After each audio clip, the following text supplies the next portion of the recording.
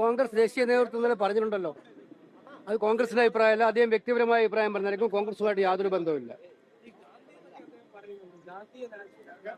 ഞാൻ പറഞ്ഞല്ലോ, അത് മണിശങ്കർ അയ്യർ കഴിഞ്ഞ കുറേ നാളുകളായിട്ട് കോൺഗ്രസിന്റെ പ്രവർത്തനങ്ങളുമായിട്ട് ബന്ധപ്പെട്ട് അസോസിയേറ്റ് ചെയ്യുന്ന ആളല്ല. അദ്ദേഹം കോൺഗ്രസ്സുകാരനായിരുന്നു, സത്യമാണ്.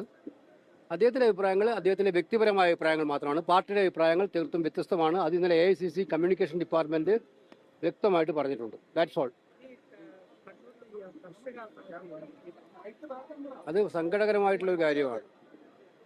മനസ്സിലാകുന്നത് കേരള സർക്കാരിൻ്റെ കർഷകശ്രീ അവാർഡ് നേടിയിട്ടുള്ള കർഷകനാണ്. മാതൃകാപരമായി കാർഷിക വൃത്തി ചെയ്യുന്ന ഒരു കർഷകനാണ് ഇന്നലെ ജീവനൊടുക്കിയിരിക്കുന്നത്. സർക്കാരിൻ്റെ ഭാഗത്തു നിന്നും അദ്ദേഹത്തിന് കിട്ടേണ്ട തുക കിട്ടാനായിട്ട് കഴിഞ്ഞ കുറേ ദിവസങ്ങളായി കാത്തിരിക്കുകയായിരുന്നു. അത് അദ്ദേഹത്തിന് കടുത്ത മനോവിഷമം ഉണ്ടായിരുന്നു എന്നുള്ളതുമാണ് വാർത്തകളിലൂടെ വരുന്നത്. സങ്കടകരമായ അവസ്ഥയാണ് കേരളത്തിലെ കൃഷിക്കാരുടെ അവസ്ഥ. കഴിഞ്ഞ ദിവസം ഞാൻ പാലക്കാട് കൃഷിക്കാരുമായിട്ട് ഒന്ന് ഇൻട്രാക്ട് ചെയ്തിരുന്നു, പാടത്ത് പോയിട്ട്. അവർ പറയുന്നത് ഉമ്മൻചാണ്ടി സർക്കാരിൻ്റെ കാലത്തുണ്ടായിരുന്ന കേന്ദ്ര സർക്കാരിൻ്റെ കൂടെയിട്ടുള്ള മാച്ചിങ് സബ്സിഡി ഗ്രാൻഡ് 2 രൂപയധികം ഈ സർക്കാർ കുറച്ചിരിക്കുകയായിരുന്നു. ഇപ്പോൾ ആ കുറച്ച 6.31 രൂപയും കൊടുക്കേണ്ടതില്ല എന്ന് കേന്ദ്ര സർക്കാർ ഉത്തരവിറക്കിയിരിക്കുകയാണ്. ഇപ്പോൾ ഫലത്തിൽ ഇരട്ടടിയാണ് കൃഷിക്കാരന് കിട്ടിക്കൊണ്ടിരിക്കുന്നത്.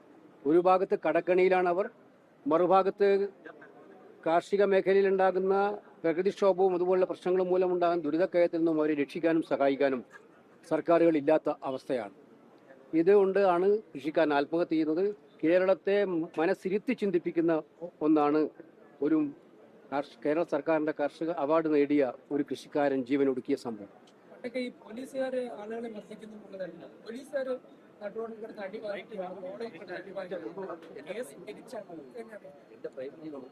അത് കേരളത്തിലിപ്പം പോലീസിന്റെ മുന്നിൽ കേരളത്തിലിപ്പോ ഒരു ഒറ്റ വിഭാഗം മാത്രമാണ് പ്രിവിലേജ്ഡ് ക്ലാസ് ഉള്ളത്.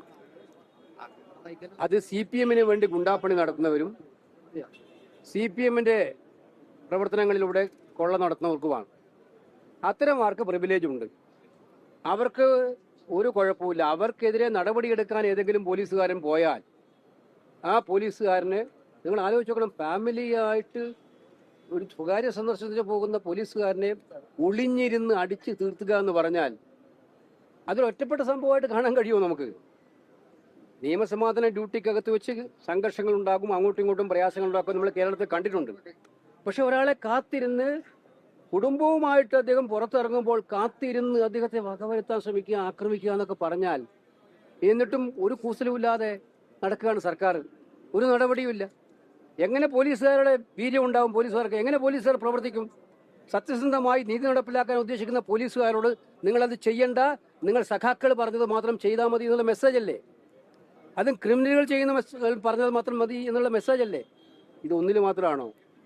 TP ചന്ദ്രശേഖരനെ കൊന്നവരായാലും, ശരത്ലാൽ കൃപേഷിനെ കൊന്നവരായാലും, അതുപോലെ ഷുഹൈബിനെ കൊന്നവരായാലും, കൊലയാളികൾക്ക് ജയിലിൽ കിട്ടുന്ന പരിരക്ഷ ഒക്കെ അറിയാം. അവരെല്ലാം പ്രിവിലേജ് ക്ലാസ്സാണ്. അവർ കൊലപാതകികളല്ല. അവർ മറ്റു പൗരന്മാരെക്കാൾ കൂടുതൽ പ്രിവിലേജ് അനുഭവിക്കുന്നവരായിട്ട് മാറിയിരിക്കുകയാണ്. ഈ നാട്ടിൽ നമ്മൾ മനസ്സിലാക്കുക, നിയമസമാധാനം എന്നൊന്ന് നടപ്പിലാക്കാൻ താല്പര്യമുള്ളൊരു പോലീസ് സംവിധാനത്തിലേക്കല്ല കേരള സർക്കാർ കൊണ്ടുപോകുന്നത്, മറിച്ച് അനാർക്കിയിലേക്ക് കൊണ്ടുപോകാനാണ്. അതാണ് സംഭവിക്കുന്നത്. പക്ഷേ ഇതിനെല്ലാം ഒരു അന്ത്യം വരും ദിവസങ്ങളിൽ ഉണ്ടാവും.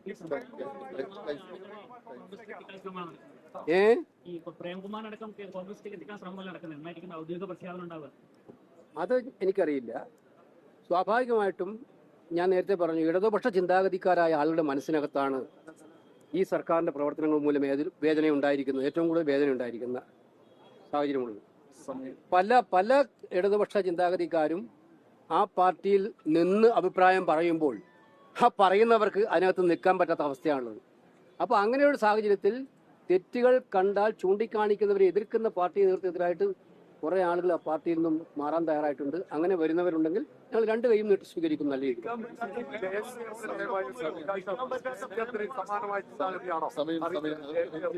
കാത്തിരുന്ന് കാണുക. ലോകത്തെവിടെയായാലും ഏത് സമയത്തും 24 വാർത്തകളും ഓഗ്മെന്റഡ് റിയാലിറ്റി പാക്കേജുകളും എക്സ്പ്ലെയിനറുകളും വിശദമായി കാണാൻ ഞങ്ങളുടെ YouTube ചാനൽ നിങ്ങൾക്ക് സബ്സ്ക്രൈബ് ചെയ്യാം.